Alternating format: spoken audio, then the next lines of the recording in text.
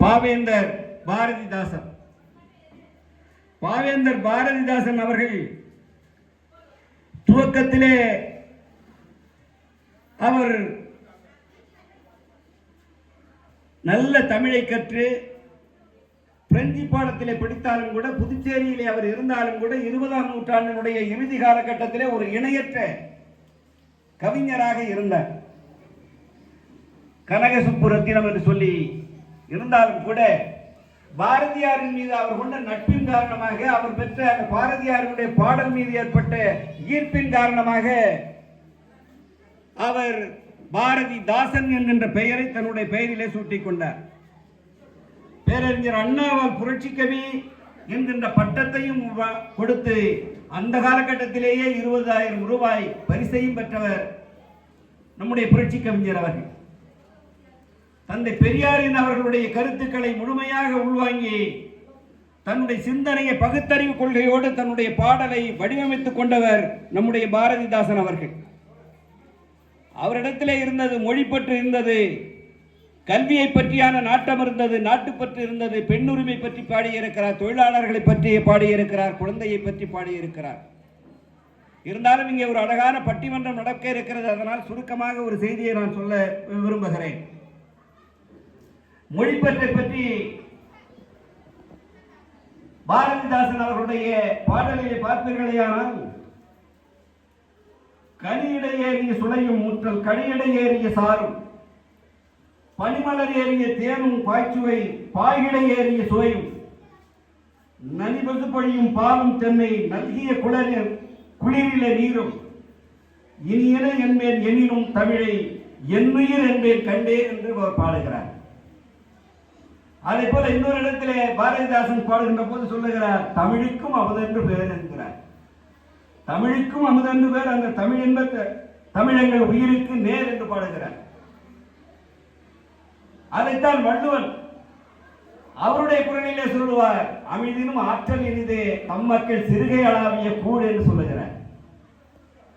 வள்ளுவனுக்கும் பாரதிதாசனுடைய கொள்கைக்கும் பெரிய வேறுபாடு கிடையாது. வள்ளுவனுடைய திருக்குறளை ஒற்றிதான் பாரதிதாசனுடைய பாடல்கள் அமைந்திருக்கும். கிட்டத்தட்ட 90% அப்படித்தான் அமைந்திருக்கிறது. அதே போல கல்வியை பற்றி பாரதிதாசன் பாடுவார், நூலைப்படி சங்கத்தமிழ் நூலைப்படி காலையில் படி கடும்பகல் படி மாலை இரவு பொருள்படும்படி படிப்படி படி படிப்படி படி காலை இரவு பொருள்படும்படி அறுபடி பொருளைப்படி அப்படியே இன்பம்படி என்று சொன்ன ஒன்றே பாவேந்தர் கடைசியில் படிக்காதே என்று சொல்லுவார். அது எந்த படி? எதை படிக்க கூடாது? பொய்யிலே காற்படி புறத்திலே முக்காற்படி வையகம் ஏமாறும்படி வைத்துள்ள நூல்களை ஒப்புவது எப்படி என்று சொல்லுவார். அதுதான் பகுத்தறிவு.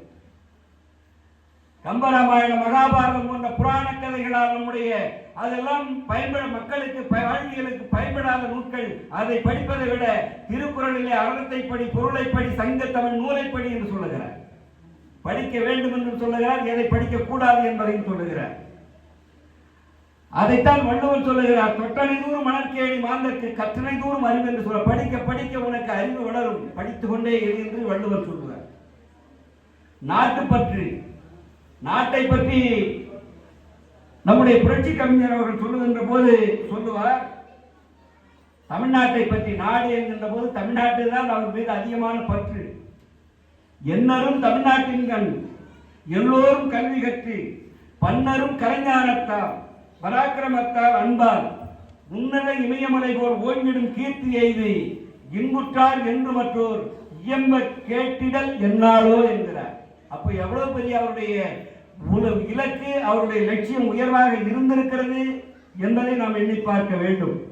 அதைத்தான் வள்ளுவர் சொல்லுவார், தல்லா விளைவுளம் தக்காரும் தாழ்நிலா சோர்வரும் சேர்வது நாடே என்று சொல்லுகிறார் வள்ளுவர். பெண்ணுரிமையை பற்றி சொல்லுகிறார். பெண்ணுரிமையை பற்றி நம்முடைய பாவேந்தர் சொல்லுகிறார், பெண்களை பற்றி பெண்ணடிமை தீரும் வரை பேசும் திருநாட்டின் மண்ணடிமை தீர்வது முயற்கொண்டேன் என்று சொல்லுகிறார். கல்வி இல்லாத பெண்கள் களநிலம், அந்த நிலத்திலே புல் விளைந்திடலாம், அல்ல புதல்வர்கள் விளைவதில்லை என்பதை நம்முடைய பாவேந்தர் அவர்கள் சொல்லுகிறார்.